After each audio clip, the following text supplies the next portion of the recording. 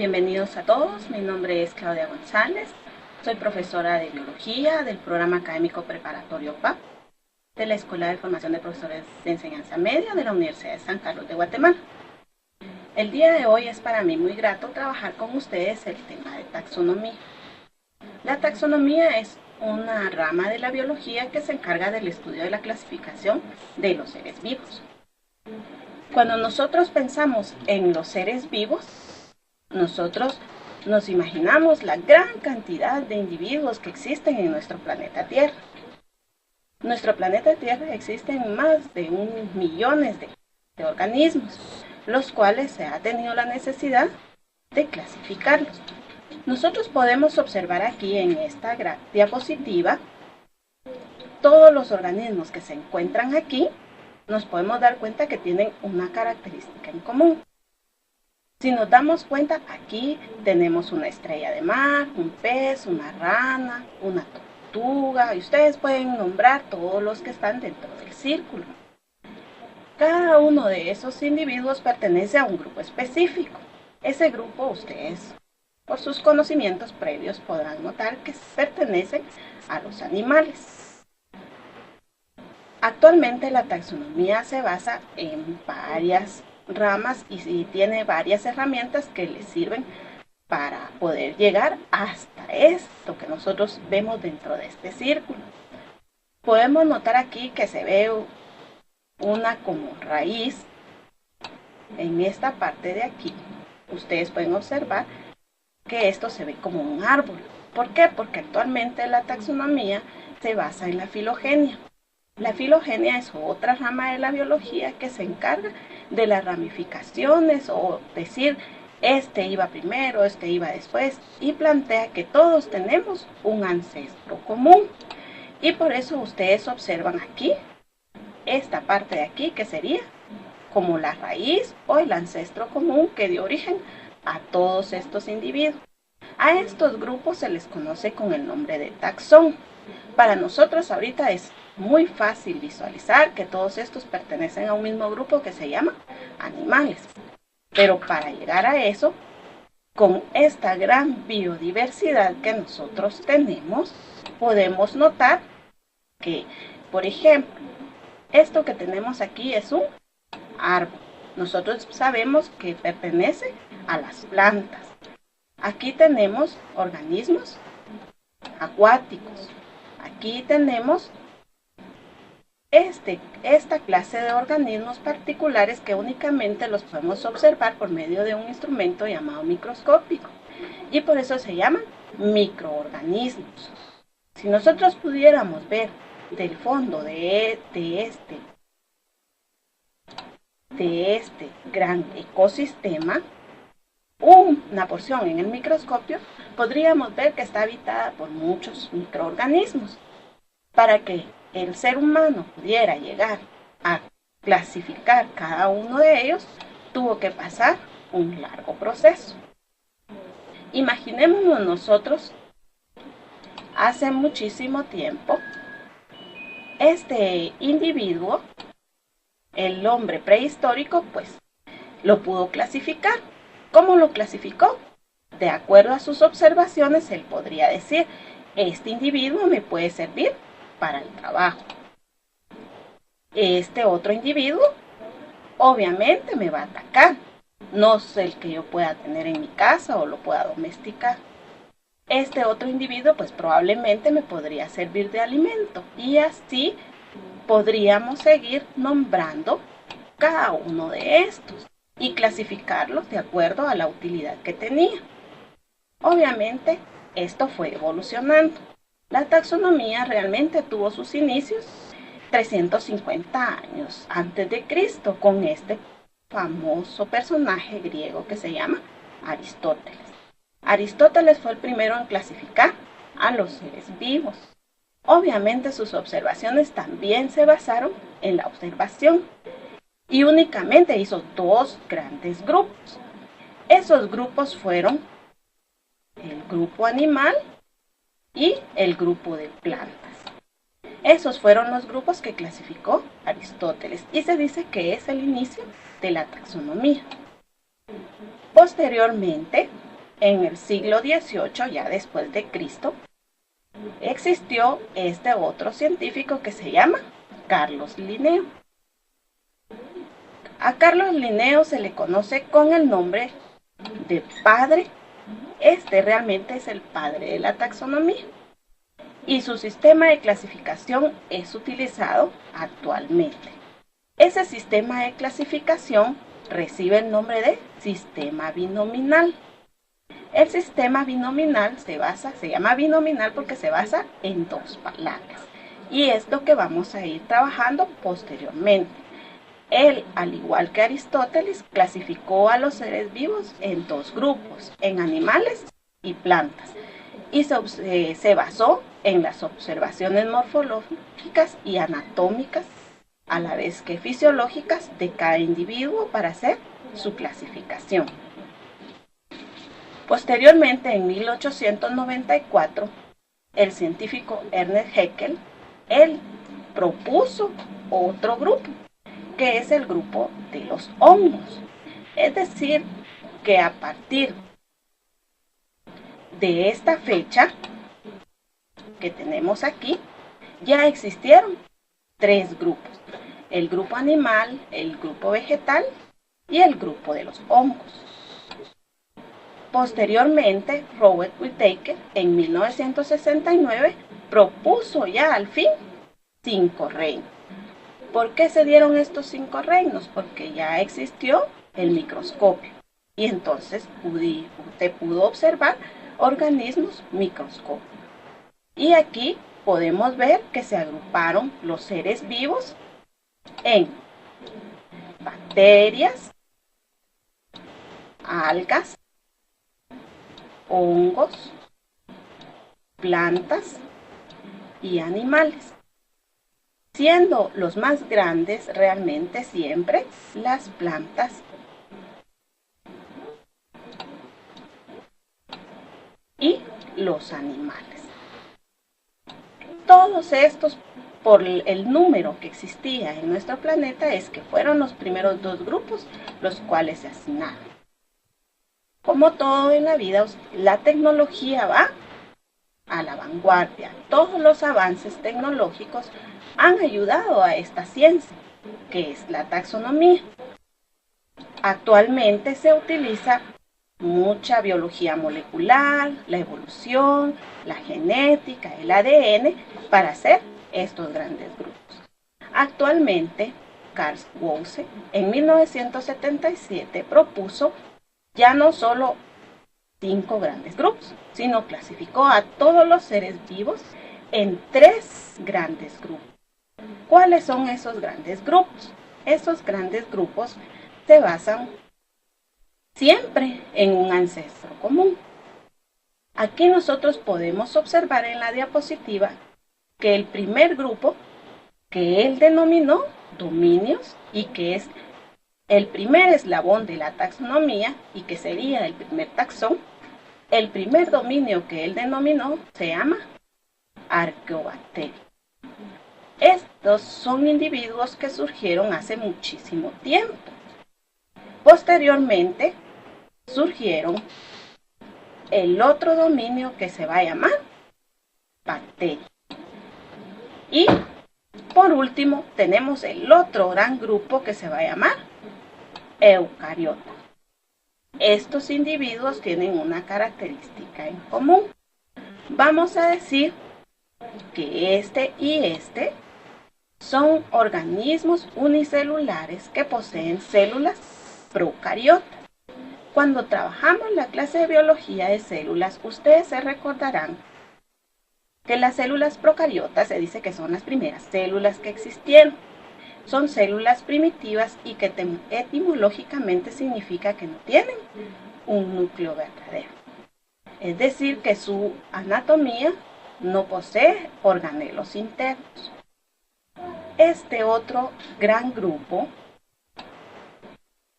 que dijimos que era el eucariota, todos estos individuos, aquí hay organismos unicelulares y pluricelulares, pero todos tienen la característica de tener células eucariotas, Si recuerdan su clase de células, las células eucariotas son las células que poseen un núcleo verdadero, es decir, que ya poseen organelos internos, como núcleo, cloroplasto, mitocondria, ribosoma, etcétera, y etcétera.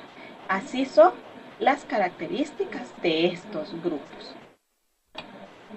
Entonces, al proporcionar estos tres grupos que denominó dominios, surgió un reino más, es decir, que ya no se propuso solo el que antiguamente era el reino Monera, ahora se divide en dos grupos, que es el grupo de arqueobacterias y el grupo de eubacterias.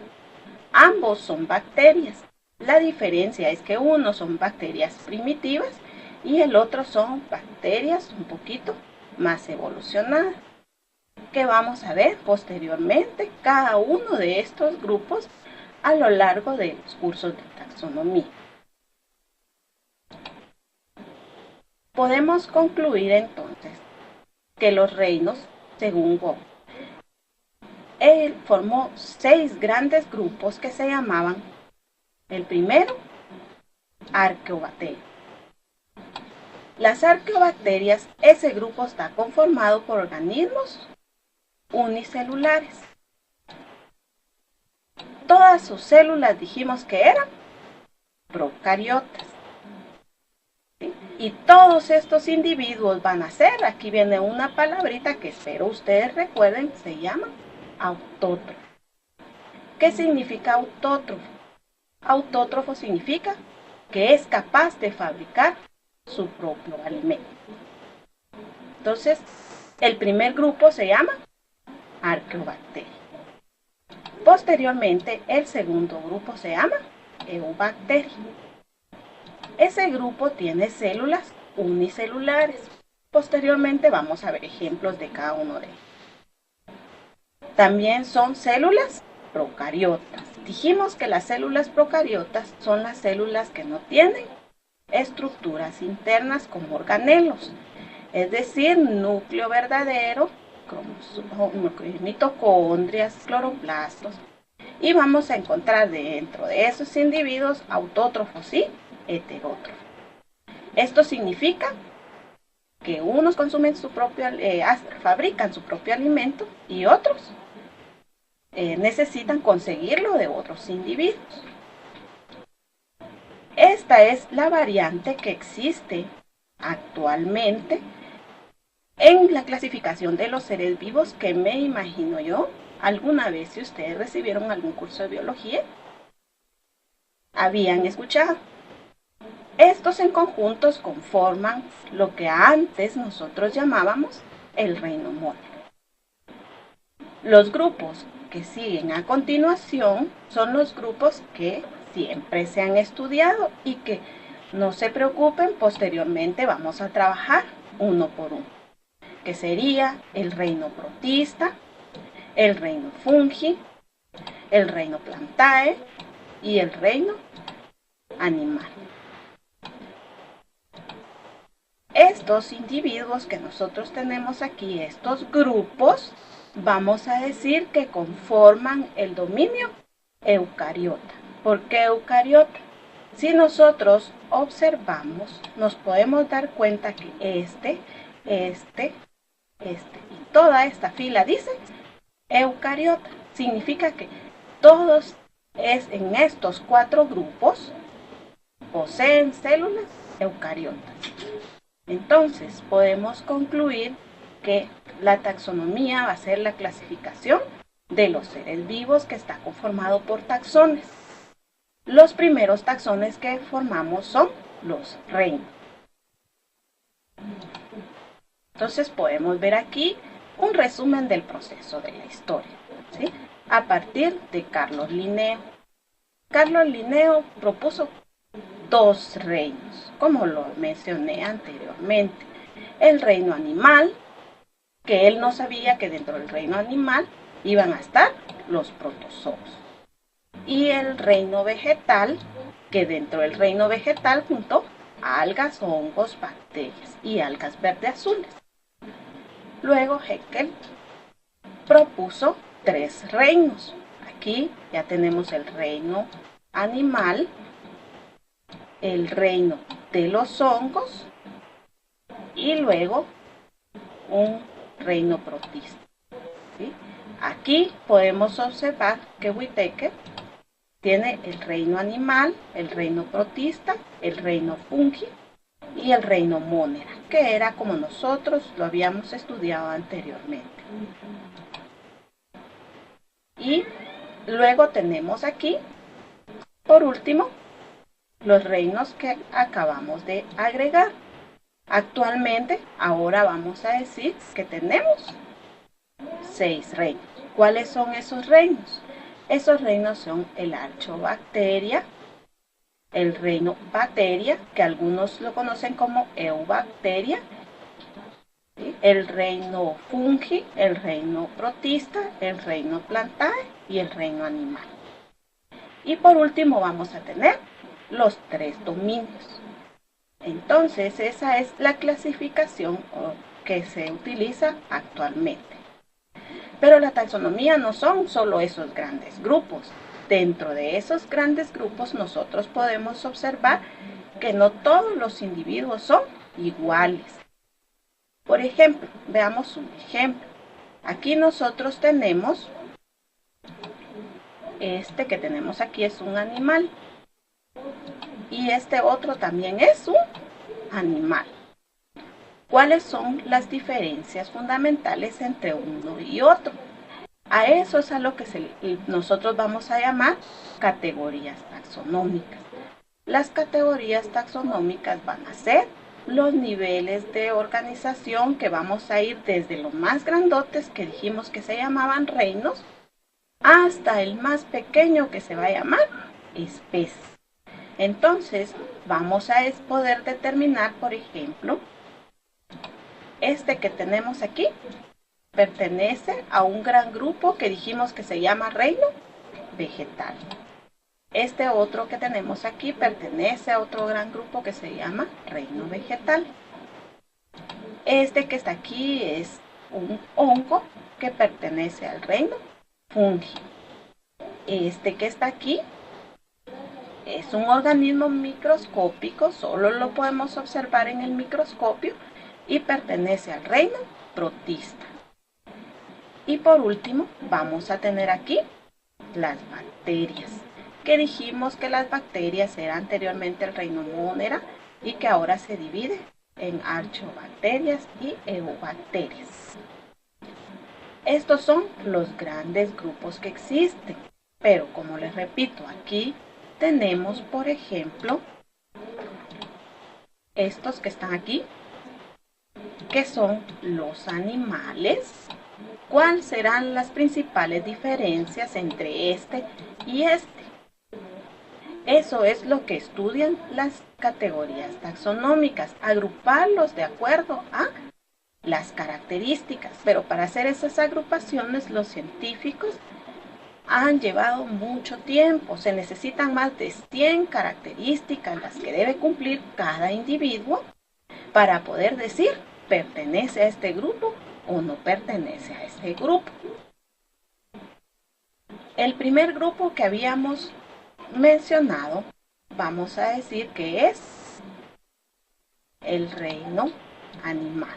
Observemos aquí las categorías taxonómicas. ¿Cuál es el primer taxón? Reino. En este caso, el reino animal, nosotros podemos observar que nuestros estudios nos indican, por ejemplo, que este individuo y este otro que tengo aquí pertenecen a un grupo más pequeño, aparte de pertenecer al reino animal. Se dice que estos son mamíferos. Por ejemplo, esta que tenemos aquí es un ave. No la podemos juntar con este otro que es un pez. Y mucho menos podemos decir que vamos a juntar a los mamíferos con estos grupos. Entonces, para eso se determinaron las categorías taxonómicas, empezando con el gran grupo que se va a llamar reino. ¿Qué se necesita para pertenecer al reino animal? En primer lugar, todos los que pertenecen al reino animal no pueden fabricar su alimento, necesitan consumir ese alimento. Eso significa que en pocas palabras nos comemos unos a otros o nos alimentamos de las plantas, pero dentro de nuestro organismo no podemos fabricar ese alimento.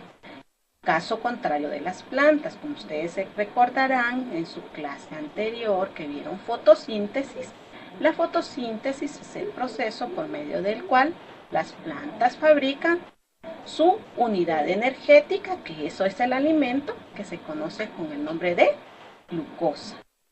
Entonces, para que pertenezcan al reino animal, tienen que cumplir con esa característica, entre otras, ¿verdad? Como les repito, los taxónomos hacen muchos y muchos estudios. Dentro del primer taxón va a ser reino. Luego sigue el filum. El filum, vamos a decir, que es este que tenemos aquí, el filum chordata. El filum chordata es como un grupo menor, como excluir a alguien del reino animal. Aquí están todos juntos. Están vertebrados, invertebrados, aves, reptiles, están todos. ¿Qué pasa en esta otra diapositiva? ¿Quién desapareció? ¿Sí? Desaparecieron todos los invertebrados. Entonces a eso se refiere, a ir reduciendo cada vez más y más el grupo. Luego viene la clase. La clase, en este caso vamos a decir mamalia. La clase mamalia se caracteriza por alimentar por medio de leche materna a sus crías. Observemos en la gráfica anterior, este individuo que tenemos aquí jamás le podría dar de mamar a sus crías.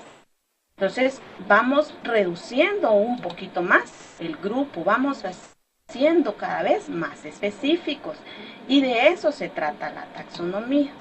Luego tenemos el orden carnívoro. ¿Qué significa aquí? ¿Qué característica tomaron en cuenta? La forma de alimentación. Eso significa que este rey de la selva, que se llama león, se alimenta de carne. Este señor oso va a comer peces, que también viene a ser carne, y por eso se llaman carnívoros. Si observamos la gráfica anterior en la clase, aquí nos estaban preguntando si eran carnívoros. Por ejemplo, podríamos pensar que este se alimenta de frutas y los otros dos son carnívoros. Entonces cada vez vamos excluyendo más al grupo. Luego tenemos la familia, ¿sí?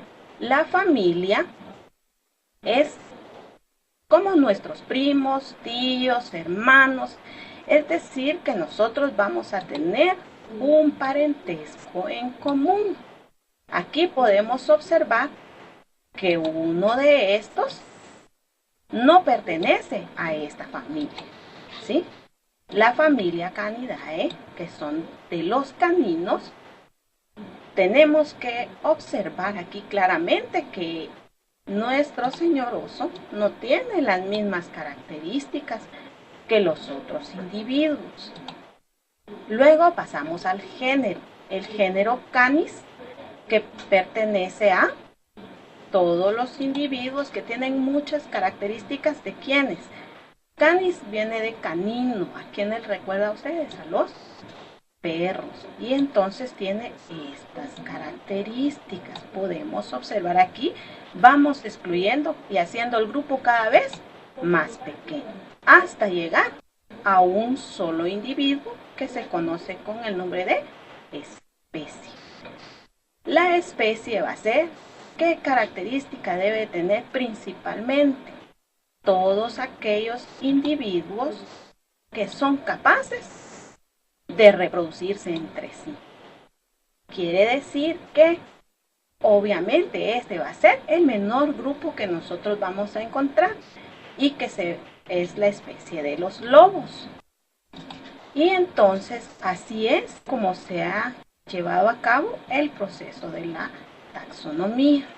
Vamos a decir que para clasificar, en resumen, para poder clasificar a todos esos seres vivos, se hicieron primero grandes grupos que vimos que ahorita existen antes del reino los dominios. ¿Qué diferencia un dominio del otro? El primer dominio, vamos a decir que sus células son muy primitivas y que pueden sobrevivir a temperaturas extremas. Luego, el siguiente dominio son las bacterias, que siguen siendo células primitivas, pero que estas células son un poquito más evolucionadas y ya pueden vivir en otros ambientes. Luego de los dominios vamos a decir que tenemos a los reinos. Los reinos son un grupo más pequeño que los dominios. En este caso vimos el ejemplo del reino animal. El reino animal va a tener una sola, tiene muchas características, pero la que más lo diferencia es que estos individuos necesitan obtener el alimento de otros, es decir, comerse entre ellos o buscar o cazar o alimentarse de plantas. Luego vimos el filum. El filum es un grupo más pequeño que el reino. El filum es como aquello que ustedes veían en la primaria, que decían vamos a clasificar a los animales en vertebrados e invertebrados. Es decir, que este montón de animales que existía en el reino lo vamos a formar en dos grandes grupos, que son animales vertebrados e invertebrados. Posteriormente tenemos el otro grupo que se va a llamar clase. Obviamente vamos a decir que entre los animales vertebrados vamos a tener unos que le dan de mamar a sus hijos, otros que ponen huevos, otros que sufren metamorfosis y así, etcétera, etcétera. Es decir, que este grupo es más pequeño que decir solo los vertebrados. Aquí al decir mamalia estamos diciendo que le da de alimentar por medio de leche materna a sus crías. Luego tenemos el orden. El orden se refiere a el alimento, que en este caso vamos a decir que son carnívoros. A raíz de aquí, entonces, nos pasamos a las familias. ¿Qué dijimos que eran las familias? Obviamente va a ser un grupo más pequeño que el orden, porque ahí solo, como cuando nosotros hacemos una fiesta y decimos solo la familia. ¿A quiénes invitamos? A los tíos, a los hermanos. Entonces, obviamente algo así va a ser. En este caso tenemos el ejemplo de la familia de los felinos. ¿Quiénes son los felinos? Vamos a decir los que se parecen a los gatos. ¿Cuáles son los que se parecen a los gatos? El tigre, el leopardo, gato de monte y todos los que ustedes se puedan imaginar que tengan las características de los gatos. Luego de las familias vamos a tener el género. Y es aquí donde vamos a recordar un poquito lo que dijimos de la taxonomía de Carlos Linneo, que dijimos que era darle el nombre a cada uno de esos seres vivos. Dijimos que era una taxonomía binominal porque está conformada de el género y la especie. El género vamos a decir que es un grupo más pequeño que la familia. Es decir, cuando decimos nuestro grupo familiar, nuestro papá, nuestra mamá y nuestros hermanos, algo así. Y por último llegamos a la especie, que en este ejemplo que tenemos aquí, la especie va a ser específica. Obviamente la taxonomía es muy amplia, existen subfilos, subclase, lo que significa que en medio de estos, todavía pueden existir otros grupos. Pero nuestra clase pretende que ustedes entiendan qué significa la taxonomía, cómo se utiliza. Obviamente no vamos a aprender a nombrar a todos los seres vivos, imagínense, no tendríamos todo el tiempo del mundo para hacerlo, ¿no? Entonces podemos notar aquí, cada uno de estos individuos son especies únicas que se caracterizan porque se pueden reproducir entre sí. Un ejemplo que les quería comentar con la taxonomía, que no crean que es así de sencillo como nosotros lo estamos viendo tan facilito. Es necesario que para poder nombrar cada uno de estos individuos se necesitó de muchas conferencias, de ponerse de acuerdo los científicos, de llegar a concluir con 100 características como mínimo, entre pruebas de ADN, entre ver las proteínas. Ustedes que ya trabajaron en su clase de biología, las macromoléculas, pueden saber que cada individuo posee cantidades de aminoácidos específicos, al igual que los cromosomas, y que eso es lo que ha logrado determinar cuál es la especie que dio origen a cuál otra y cuál otra y cuál otra. Un ejemplo claro de esto es el oso panda grande. El oso panda grande anteriormente lo tenían clasificado con el grupo de los mapaches, pero resulta que cuando les hicieron sus pruebas genéticas, vieron sus aminoácidos y otras sin fin de características, lograron determinar que en realidad el oso panda grande pertenece a la familia de los ursus, que son estos que tenemos aquí. Estos ursus es la familia de los osos. Actualmente se encuentra catalogado dentro de esta familia, pero para llegar a su especie le han determinado un grupo especial, porque no es compatible ni con los mapaches, como se había dicho anteriormente, ni completamente con todas las características de los ursus. Entonces está dentro de los ursus, pero tiene un grupo especial.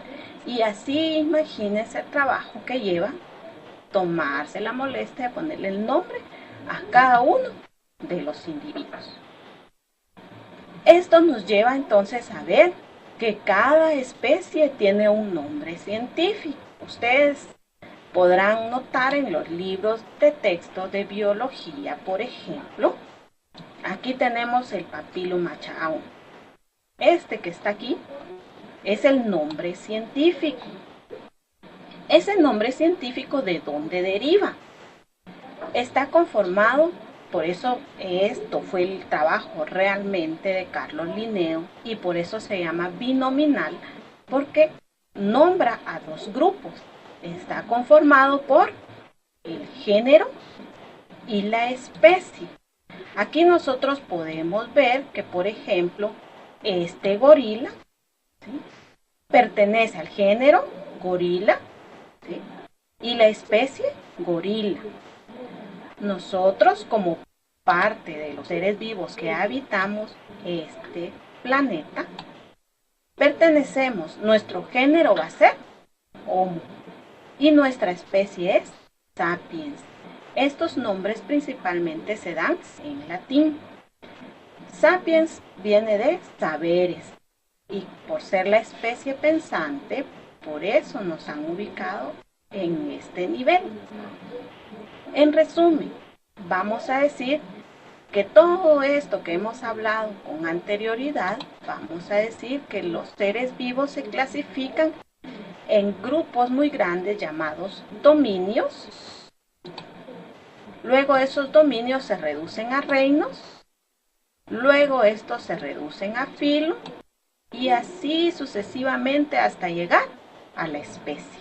que es lo que realmente estudia la taxonomía, nombrar cada una de estas especies. Aquí tenemos el ejemplo de este Papiloma chacao, que es esta mariposa. Entonces podemos concluir que el primer taxón va a ser los dominios, que son los 3 dominios que actualmente existen. Posteriormente vamos a ver que el dominio Archaea, como les mencioné al principio, es el dominio de las células. Todas son células procariotas. Son células primitivas.